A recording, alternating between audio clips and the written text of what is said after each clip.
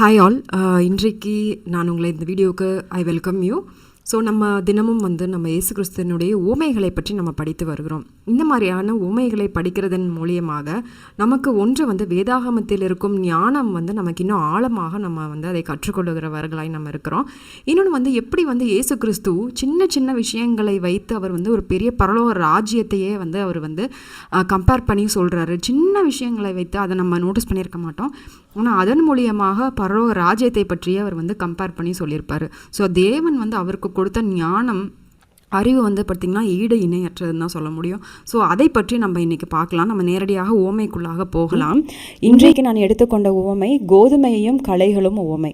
நான் வசனத்தை வாசிக்கிறேன். மத்தேயு 13:24 வேறொரு உவமையை அவர்களுக்கு சொன்னார். பரலோக ராஜ்யம் தன் நிலத்திலே நல்ல விதையை விதைத்த மனுஷனுக்கு ஒப்பாயிருக்கிறது. மனுஷர் நித்திரை பண்ணுகையிலே அவனுடைய சத்ரு கோதுமைக்குள் களையை விதைத்து விட்டு போனான். பயிரானது வளர்ந்து கதிர்விட்ட போது களைகளும் காணப்பட்டது. வீட்டெஜமானுடைய வேலைக்காரர் அவனிடத்திலே ஆண்டவரே, நீர் உமது நிலத்திலே நல்ல விதையை விதைத்தீர் அல்லவா, பின்னே அதில் களைகள் எப்படி உண்டானது என்றார்கள். அதற்கு அவன், சத்ரு அதை செய்தான் என்றார். அப்பொழுது வேலைக்காரர், நாங்கள் போய் அவைகளை பிடுங்கி போட உமக்கு சித்தமா என்று கேட்டார்கள். அதற்கு அவன், வேண்டாம், களைகளை பிடுங்கும் பொழுது நீங்கள் கோதுமையோடே கூட பிடுங்காதபடிக்கு இரண்டையும் அறுப்பு காலம் மட்டும் வளரவிடுங்கள். அறுப்பு காலத்திலே நான் அறுக்கிறவர்களை நோக்கி, முதலாவது களைகளை பிடுங்கி அவைகளை சுட்டரிக்கிறதற்கு கட்டுகளாக கட்டுங்கள், கோதுமையையோ என் களஞ்சியத்திலே சேர்த்து வையுங்கள் என்பேன் என்று சொன்னான் என்றார். இது ஒரு அருமையான ஒரு ஒரு ஒரு உவமை. இங்கே ஒன்று கோதுமை மணி, இன்னொன்று களை. அதுதான் நான் இந்த பிக்சரில் காமிச்சிருக்கேன். ஒன்று களைகள் பார்த்துக்கிட்டிங்கன்னா அது அப்படியே அந்த கோதுமை மணி மாதிரியே தான் இருக்கும். ஆனால் அதில் அந்த கோதுமை மணியே இருக்காது. ஸோ அந்த மாதிரியான ஒரு களைகள். இன்னொன்று உண்மையான கோதுமை மணி. ஒரு எஜமான் இருக்கார். அந்த எஜமான் தன் வேலையாட்கள் கிட்ட போய் விதைகளை கொடுத்து, என் நிலத்திலே போய் இந்த கோதுமை மணிகளை விதையுங்கள் என்று சொல்கிறார். அப்போ வேலையாட்களும் போய் விதைக்கிறாங்க.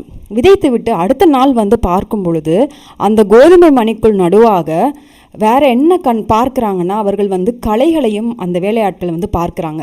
அப்போ அவங்க யோசிக்கிறாங்க, நம்ம இந்த களையை வைக்கவே இல்லையே, அப்போ இது யார் வச்சுருப்பாங்க அப்படின்னு சொல்லிட்டு அவங்க எஜமான் கிட்ட போய் ஓடி போய் சொல்கிறாங்க, நாங்கள் வெறும் கோதுமை மணியை தான் நாங்கள் விளைக்க பண்ணினோம், ஆனால் அதோடே சேர்ந்து களைகளும் வந்திருக்கிறது என்று எஜமான் கிட்ட போய் சொல்கிறாங்க. அப்போ எஜமான் சொல்கிறாரு, அது சத்ரு இதை செய்திருக்கிறான், சத்ரு இப்படி அவன் முளைய பண்ணியிருக்கிறான் அப்படின்ட்டு சொல்கிறாரு. அப்போ வேலையாட்கள் சொல்கிறாங்க, அப்போ நாங்கள் போய் அதை பிடுங்கி போட்டுருட்டுமா அப்படின்னு கேட்குறாங்க. அப்போ எஜமான் சொல்கிறாரு, இப்போ நீங்கள் பிடுங்கினீங்கன்னா அதோடய சேர்த்து நீங்கள் கோதுமை மணியையும் நீங்கள் பிடுங்கிடுவீங்க.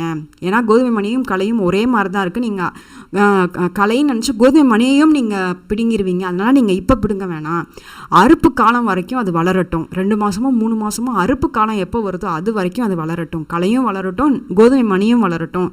அப்போ அறுக்கிறவர்கள் வரும்பொழுது அவர்களிடம் நான் என்ன சொல்லுவேன்னா, முதலாவதாக களைகளை எல்லாம் கட்டி சுட்டரிக்கிறதற்கு கட்டுகளாக கட்டுங்கள், அப்பொழுது அதை நான் சுட்டரித்து விடுவேன், அதற்கு பிறகு கோதுமைகளை எடுத்து என் களஞ்சியத்திலே சேர்ப்பேன் என்று. இது ஒரு அருமையான உவமைங்க. இப்போது நம்மளுடைய கிறிஸ்தவ வாழ்க்கையில் நம்மளுடைய இருதயத்தில் தேவனுடைய வசனமாகிய விதை விதைக்கப்படுது. அது கோதுமை மணியாகத்தான் வளரணும் என்று தேவன் நினைத்து நம்ம ஃப்ரூட்ஸ் கொடுக்கணும், கனிகள் கொடுக்கணும் என்று தான் பரிசுத்த ஆவியானவரும் துணையோடு சுவிசேஷகர்களாக இருந்தாலும் சரி, போதகர்கள் ஆனாலும் சரி, நம்மளுடைய இருதயத்தில் நல்ல விதையை அவங்க விதைக்கிறாங்க. அப்படி விதைக்கும் பொழுது இந்த விதையோடு சேர்ந்து சத்ரு என்ன விதைக்கிறான்னு பார்த்தீங்கன்னா, களையை அவன் விதைத்து விடுகிறான். கலை என்றால் நம்மளுடைய உலக கவலைகளாக இருக்கலாம், இல்லை நம்ம நம்ம இந்த இயேசு கிறிஸ்துவை விட தள்ளி நம்ம போய் நம்ம உலக ஆசைகள் மேலேயோ இல்லை பணத்தின் மேலேயோ நமக்கு ரொம்ப ஈடுபாடு நம்ம அதையே பற்றி சிந்தித்து கொண்டு யோசித்து கொண்டு ஓடுகிற வாழ்க்கையாக ஓட்டமாக கூட இருக்கலாம். ஆகையால் பிசாசானவன் நம்மளுடைய வாழ்க்கையிலே கலையையும் அவன் விளைக்க பண்ணுகிறான். நம்ம வந்து கிறிஸ்தவர்களாக இருக்கிற நாம் அப்போ ஒன்று தெரிந்து கொள்ளணும்.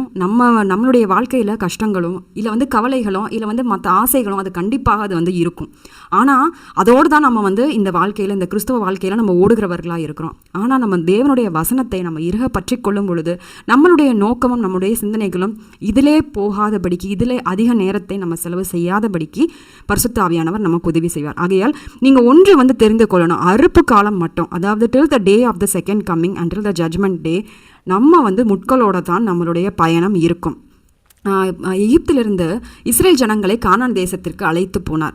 அழைத்த அந்த வனாந்திரத்தின் பாதை எப்படி இருந்ததுன்னு பார்த்தீங்களா? அவர்கள் வந்து முறுமுறுக்கிறவர்களாக இருந்தார்கள். எங்களுக்கு வந்து இது இல்லை, அது இல்லை, எங்களுக்கு சாப்பாடு இல்லை, எங்களுக்கு தண்ணீர் இல்லை, எங்களுக்கு வந்துட்டு மாமிசம் இல்லை அப்படின்ட்டு சொல்கிற ஒரு கூட்டம் இருந்துச்சு. இன்னொரு கூட்டம் வந்து யோசுவா, இவர்களை போன்றவர்கள் எப்படி இருந்தாங்க அப்படின்னா, அவர்கள் நம்பிக்கையோடும் அவர் விசுவாசத்தோடும் இருக்கிறவர்களாய் அவர்கள் இருந்தார்கள்.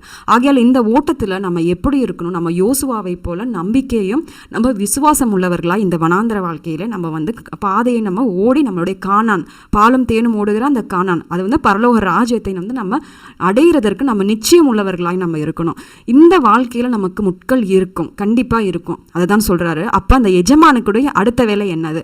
அவர் நம்முடைய இருதயத்திலே வைத்து அந்த விதையானது இப்போ அது வளர்ந்து கொண்டு இருக்கிறது, வளர்ந்து அது மரமாகி அது கனி கொடுக்க ஆரம்பிச்சிருச்சு.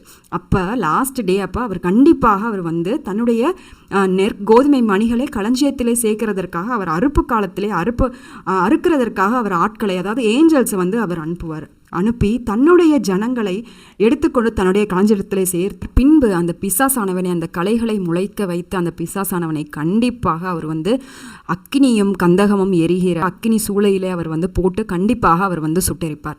இந்த பூமியில் இருக்கிற நமக்கும் முட்களும் நமக்கு வந்து இந்த மாதிரியான பிரச்சனைகள் இருந்தாலும் நம்ம அதோடே கூட யோசுவாவை போல பலன் கொண்டு நம்ம திடமனதாக இருந்து நம்ம இந்த கிறிஸ்தவ வாழ்க்கையில் நம்ம முன்னேறி நம்ம போகிறவர்களாக இருக்கணும். கலைகள் இருந்தாலும் பரவாயில்லை, இல்லை மற்ற எந்த விதமான ஒரு பிரச்சனைகள் வந்தாலும் நம்ம எல்லாவற்றையும் குறித்து நம்ம முறுமுறுக்காமல் நம்ம வந்து நம்மளுடைய விண்ணப்பங்களையும் நம்ம ஸ்தோத்திரங்களையும் நம்ம வந்து தேவனிடத்தில் நம்ம வந்து சமர்ப்பிக்கிறவர்களாக இருக்கணும்.